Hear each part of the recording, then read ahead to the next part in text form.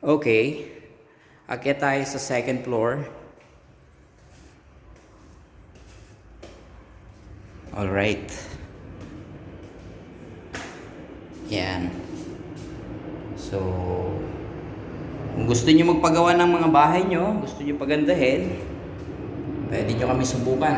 Isa to sa mga projects na natapos namin. So, ito yung the big one room. Big one. Ayan. Turn on natin yung mga ilaw. Alright. Also, na-install na din yung mga bagong cabinets. Ayan. So, diba? Kayo na lang umusga kung maganda ba o ano. Ayan yung bagong aircon na nilagay ko. Ayan. Dito yung kanina na nakasarado. Ito na nakapasok. Ayan. Ayan yung exit niya. So, papunta siya dun sa terrace. Okay. Then, punta tayo sa small room. Small room. Ito yung small room. Yan. Also, meron din siyang mga cabinets. Yan.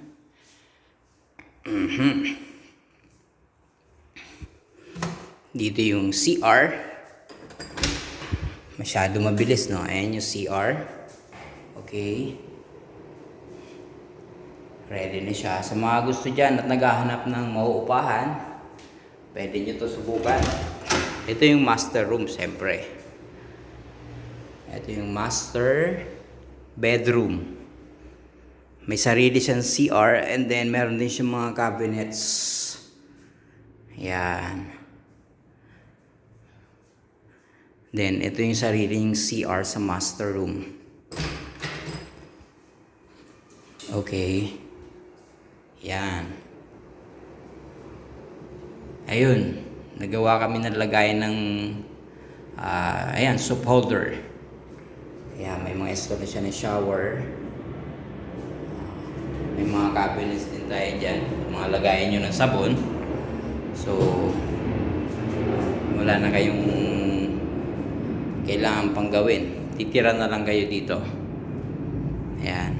Sa labas na view, tingnan natin dito. Ayan. Ayan yung view sa labas. So, ayan, may kalbo. Ayun si Greenie. Sa baba si Greenie. Ayan yung palabas. Paglabas mo dyan, malapit na yan sa MOA.